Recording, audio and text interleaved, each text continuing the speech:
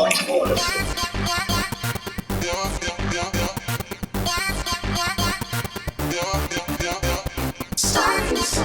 Point of order.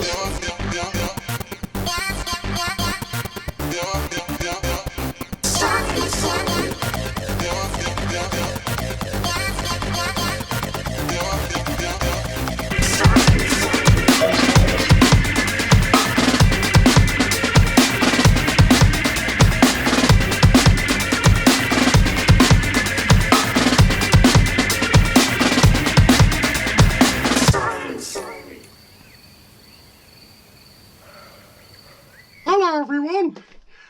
It's 9:22 PM on a Saturday evening. My name is Steve, although some people call me Sporting Steve because I used to be a famous sportsman.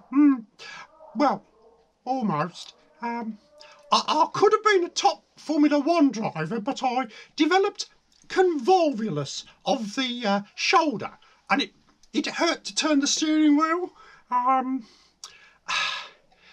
No, it wasn't convolvulus.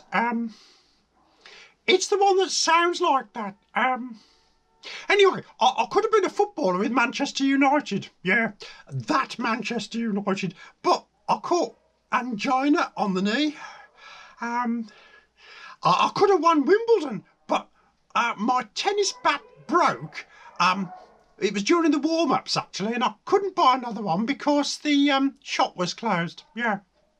Anyway, my mum and dad thought it would be best if I came away on holiday with my grandma and granddad for a week, although I don't think my grandparents were that keen on the idea. Grandma said, "Do we have to take that thing with us?" When I asked my mum about this, she said Grandma was referring to Granddad's autocycle, but I think she may have been telling a fib. We're spending the week in a cottage in Weston-super-Mare. Yeah, the house is a lot smaller than it looked in the advert, though. This is my room. It's up in the attic. I don't mind because it means I'm away from Grandma and Granddad's arguing. They're always arguing. I mean, they're arguing right now. They've been rowing all evening about us coming down here today. Grandad wanted to come down on Monday because there's a big music festival taking place nearby and he didn't want to be caught up in all of the traffic. Yeah. As it was, the roads were full of vehicles and it took us nearly 6 hours to get here instead of 2 or 2.5. My granddad called them all a bunch of dirty hippie layabouts. Yeah. Grandma used to go to music festivals when she was younger and told him that not everyone was like that. I've never been to a music festival. The music's too loud, and besides which, the toilets aren't very clean. Ugh. I wish my friend John from Burnley was here. He's a brilliant scientist, and he collects paper clips. He says he thinks he knows how to build a time machine. Well, I have this book here, and it's filled with stories from the past. Yeah, it would be great if we could go back to those days. And we could change certain things, yeah. For instance, this one here, the Titanic, yeah. It would be brilliant if we could prevent it from sinking.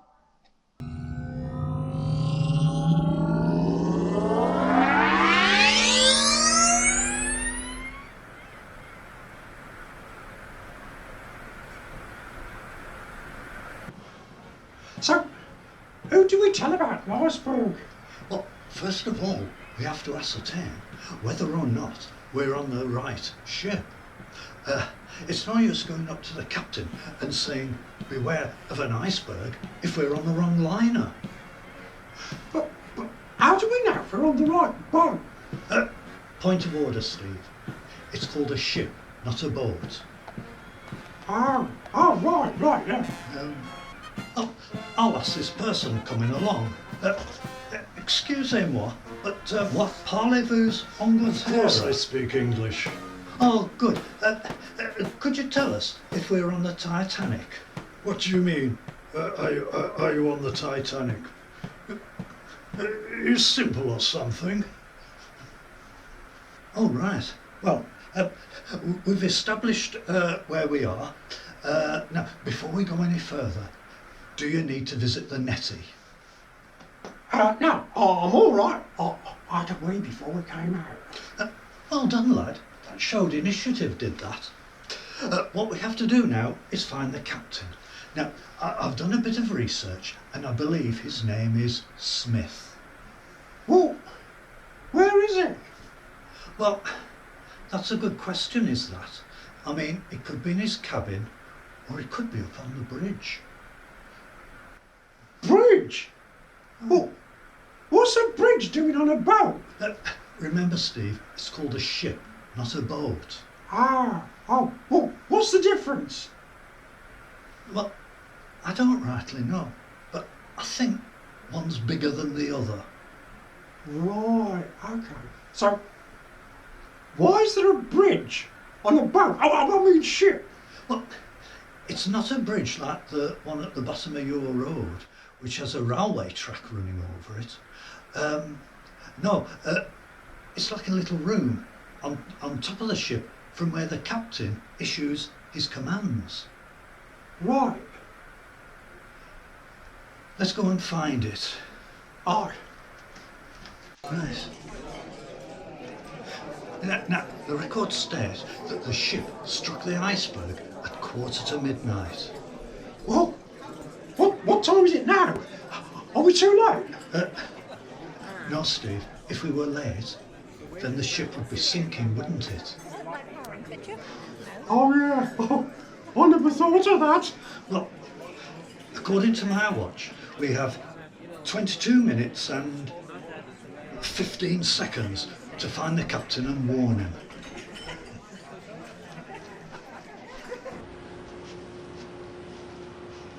It's a big boat, isn't it? Steve, I'm going to have to correct you again. Remember, it's called a ship. Oh yeah. Is this the bridge here? That's right, lad. Well spotted. Now we just need to... Oh, wait. What's wrong? Well, it's this sign. It says, no entry. Passengers are not allowed past this point. Oh. So what do we do? Now, I'm not one for breaking the law, but on this occasion, I think we must. People's lives depend on it. Well, as long as we don't get into any trouble. I mean, I don't want to go to prison. Right. No. Can I help you? Oh yes, we're from the future and we've come to save you. I beg your pardon? Well, my friend, John from Burnley, is brilliant and he's invented a time machine. And so we've come to save you, yeah. What are you babbling on about? Besides, this is a restricted area. Will you please leave immediately? No. Wait a minute. No, listen to me. There's a giant iceberg ahead, and your ship is heading straight for it. Nonsense. We have men on lookout. If there's anything untoward, they will spot it. That may be, but most of this iceberg is underwater. It'll rip open the side of your boat. I think you'll find it's called a ship. That's what I meant, a ship. I haven't seen you two on here before. Exactly. I know. Check the passenger list. Do you have a John from Burnley and a Sporting Steve on it? No, I cannot recall those names. Well then, that proves we're from the future. No, it doesn't. You're probably stowaways. I shall have you two arrested. No, hang on a minute. Now, have you seen one of these before? No, but it appears to be some kind of writing implement. Exactly. It's called a biro, after a man named Laszlo Biro, who patented it in 1938. Science. 1938, you say? Very well, I believe you. You must be from the future. So, where is this iceberg then? Oh, let's see. It's about 10 minutes away. Are you sure? Oh yes. I mean, don't wait until it's too late. Besides which, not everyone will fit in those lifeboats. Yes, lots of people will die. And do you want that on your conscience for the rest of your life? Very well. But if this is some kind of silly stunt pulled by a rival shipping company, both of you will be hanging from the yardarm come morning.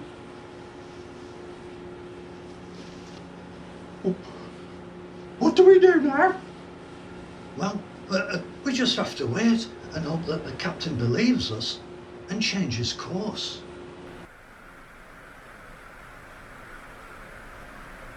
Oh look, look!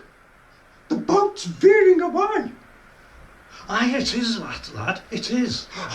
The captain must have believed us. Everyone's going to be saved. Oh, that's champion, is that, lad? Yeah. Just one thing before we head back to our time, Mike. Can I do the bit from the film where he's standing on the front of the boat? Ship, Steve. It's a ship. Sorry. Go on, then.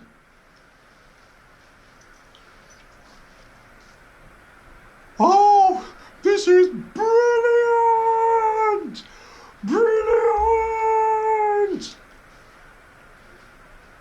Yeah, well, careful. Careful you don't overbalance, lad. Look at me! Oh, and you'd better come down soon, otherwise you'll go face first into that big lump of ice that's coming our way. I'm flying! I'm flying! I'm flying! Ah!